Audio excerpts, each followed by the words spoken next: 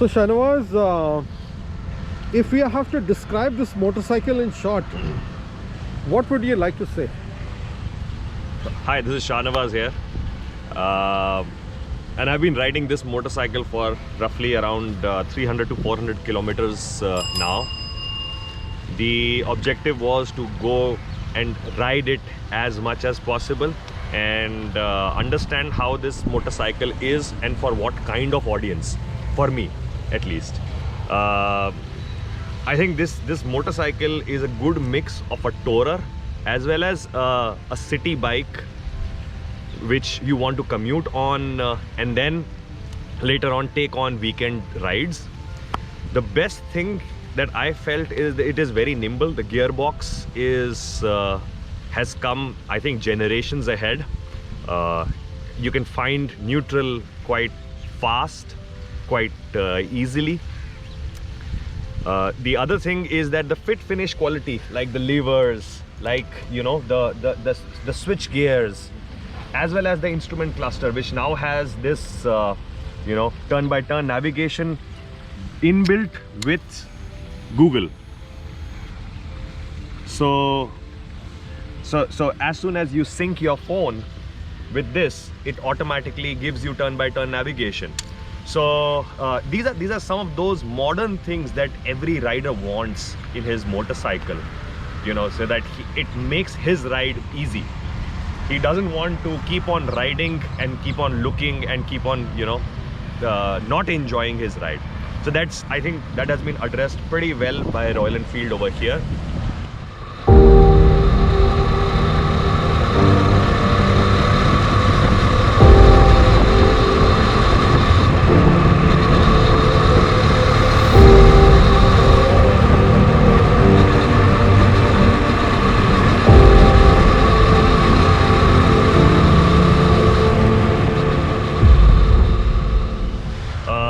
One thing which I felt is that being a highway cruiser, I felt that it misses a sixth gear. That would have been a great opportunity.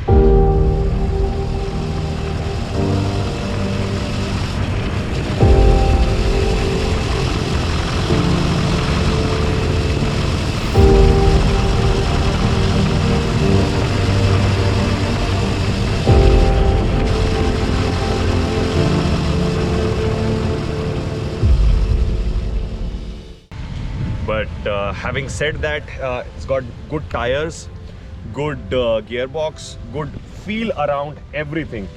So let me just show you this silencer. This silencer is very muted. When the motorcycle starts, it is not the engine which is making the noise, which was the earlier Royal Enfield experience. Is the whole motorcycle which is coming out. So the whole experience of the motorcycle is very nice, and I think they have done a pretty good job in bringing this motorcycle across.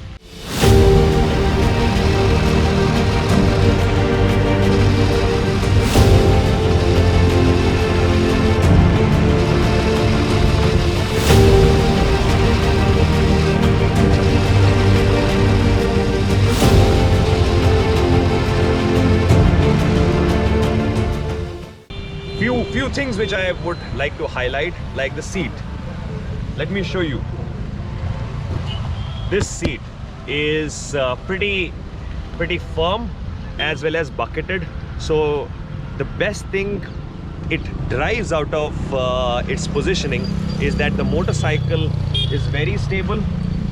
At highway cruising, you don't get the seat to sink in. It keeps its weight across. Also, it fits the butt very well, so you are very comfortable for quite long. So if you were planning to do 1 hour breaks, you can actually stretch it for 1.5 hours.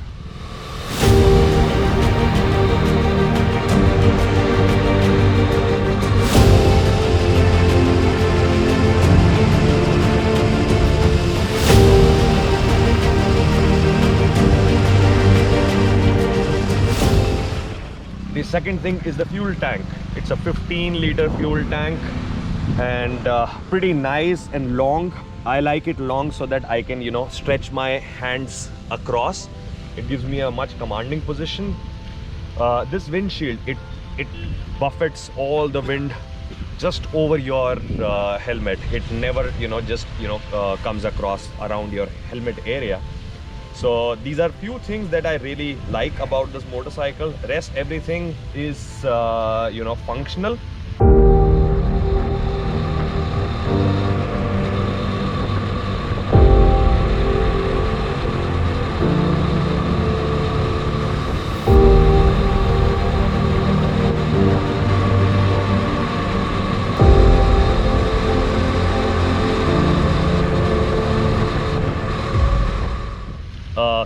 Few modifications that Royal Enfield have done over here with the switch gears is like they have removed the pass switch from here and brought it into this main. So it is always on in DRL, which is the low beam.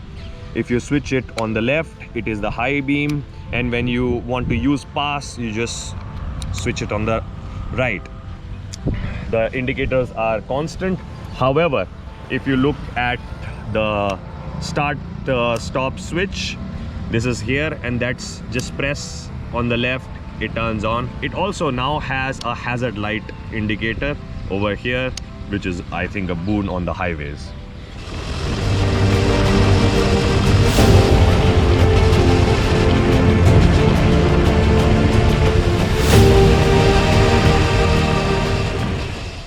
So I think being a cruiser, Meteor 350 has the best range between 60 to 90. Okay. Okay, and when I'm saying 60 to 90, that means on city riding you will enjoy it at 60, on highway riding as well. On fifth gear you will enjoy it on at 90 as well. When if you look at majority of the state highways, they have around 70 to 80 km/h speed restrictions, and some you know, paved national highways have restrictions around 100. So you will enjoy within the speed limit, and the motorcycle will give you lots of fun. Okay, don't think that the motorcycle is going to go above 120. Yes, it goes above 120, and it doesn't vibrate that much as it used to be the previous generation of motorcycles. But I still feel that the sweet spot is somewhere around 80 to 100. Okay. That's the sweet spot. Okay.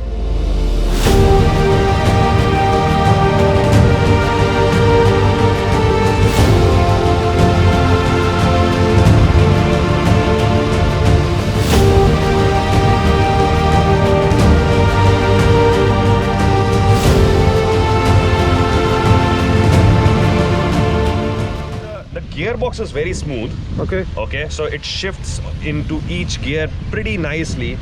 The clutch action, I think it's like a regular action. I never felt that there is a slipper Yes. over here. Okay. Yes. I am used to blipping and shifting gears, so that could be my Okay. you know, intent. Okay. That's Okay. why I've been able to do that. Okay. Probably when you ride, you will Okay. be able to experience it. I don't feel that there is a slipper over here. Okay. And how is the see, they have moved the foot peg slightly ahead Yes. as compared yes, to the previous model. Yes. So- the Thunderbird. Yeah, Thunderbird. So how is the feel when you're sitting in this particular posture now? It is slightly different. I think it has been moved by around maybe around 10-12 inches, Sure. if right. Yeah. So for me, because I like to ride sports as well as adventure motorcycle, that position is somewhere over here, Yeah. right? And the previous Thunderbird's position was somewhere over here. Yeah. Okay, now it has moved slightly forward. What it has done, it has given the motorcycle a much comfortable stance. Okay, when I ride on highways, the problem that I face is that on sportier motorcycles, when my position is like this, you know, when the angle is way too much, I feel cramps over here near my you know, The waist. waist area. Yeah. Having said that, when I move towards the slightly forward position, the angle, if you see, the waist angle as well as the knee angle is pretty around 90 degrees, and people feel that and I also felt that it is much more comfortable. I can ride longer, I can stretch my legs. You don't have to move yourself up and down to stretch your legs, just move your leg up and back. Okay, this particular motorcycle doesn't have a crash bar, but I think when people will buy this motorcycle, they will put a crash bar as well. And I think that's the time when people will start to put their legs up and ride.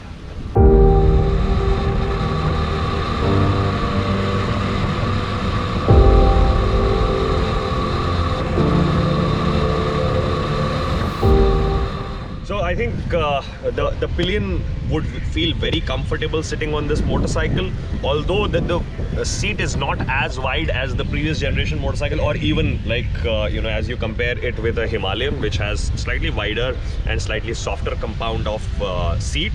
But this is firm enough. You can take a pillion for a long ride, and this backrest totally supports the pillion rider, because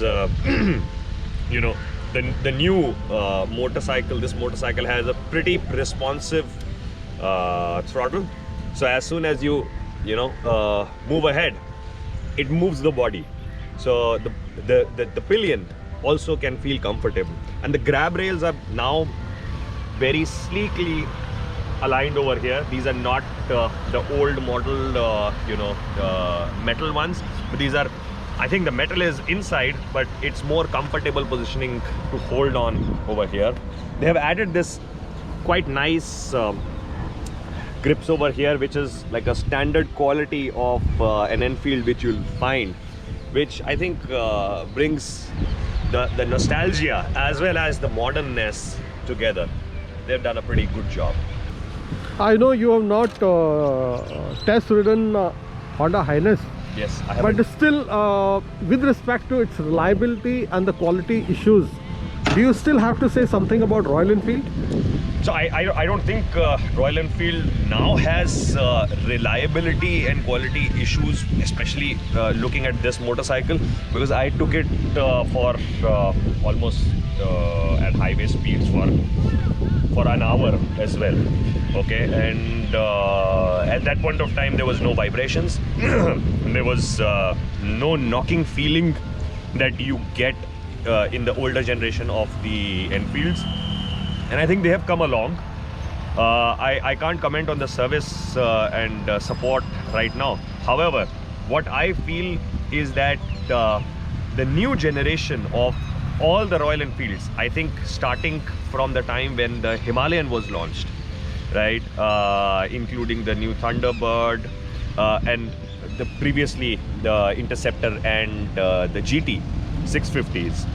So they have upped the game, and on this motorcycle as well, I can feel that it's a new engine, it's a new system, it's a new package, and I believe that this will make Royal Enfield get new customers, which earlier on were only looking for the looks of the motorcycle, but now can also buy from a functionality of the motorcycle.